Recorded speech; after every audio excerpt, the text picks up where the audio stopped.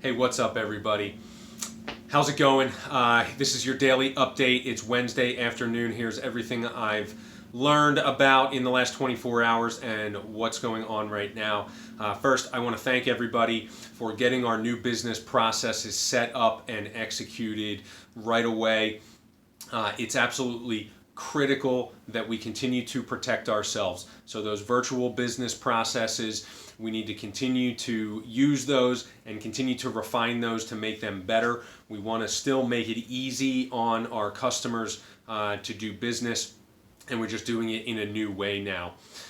It's absolutely critical, guys, that you are wearing gloves and changing them frequently. Certainly, anytime you get in or out of a vehicle.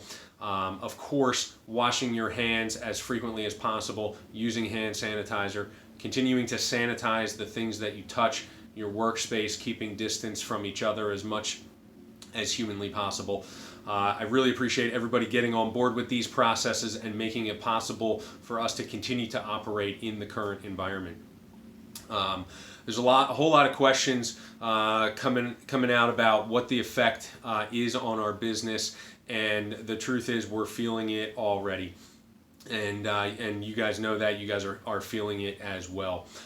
We are going to take a hit here, short term, and who knows, we don't know how long it's going to last. But one of the things I do know is that miles driven has fallen off of a cliff, and the number of car accidents directly correlates to miles driven. So right now, as nobody's going to work, nobody's going out, nobody's out driving around, that means they're not wrecking their vehicles.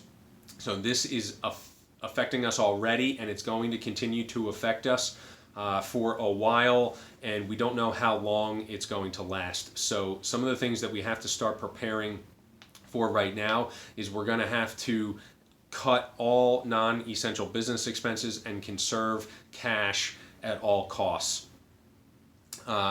We might have to, if we don't have enough work, okay, we might have to start cutting back on hours.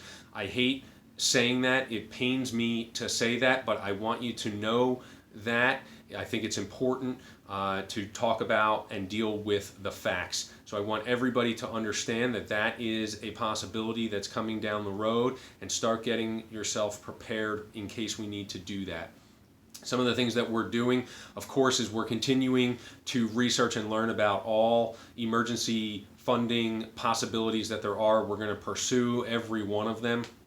The biggest, or one of the biggest questions around all of that is how long it's actually going to take before we see any funds. It's one thing to apply for a loan or a grant or some relief. It's another thing to actually get the money in our hands, and there's a process there that's going to take some time, and we're going to have to survive through that.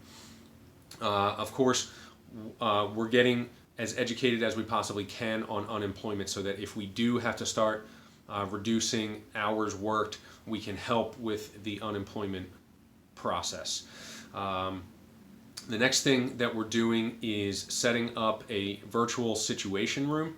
So this is going to be a virtual meeting that's going to take place at 9 o'clock each morning.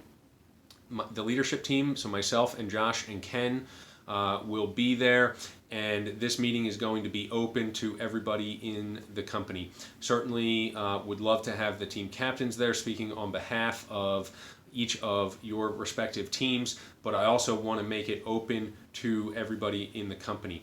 Those meetings will be recorded, and we will post those recordings in a shared folder on Google Drive, so that if you're not able to sit in on a meeting, you'll be able to listen to it after and watch it after the fact, or if there's something specific that you want to check out, you'll be able to get access to those meetings. And in those meetings, we'll be talking about what's going on, current environment, what's happening, what changed in the last 24 hours, what are we doing moving forward. Finally, guys, I will remind you that in every crisis, there is opportunity. We just have to find the opportunity. So I'm begging everybody, please come up with ideas, any idea that you have that we could use to generate income. I don't care how crazy the idea is. In fact, sometimes the crazier, the better. But we need ideas of how we can generate income. We had a great idea earlier in the week about disinfecting cars. I'm working feverishly to determine whether or not we can disinfect vehicles by running them through our paint booth. There's not a lot of data out there that's available about the effect of heat on the virus, and so I'm having a hard time confirming that we're able to do that. But that's one idea, and that's a good idea that we might be able to use to generate more income. We need more ideas like that. What else could we do? Is there some type of virtual service that we could offer to people? I don't know.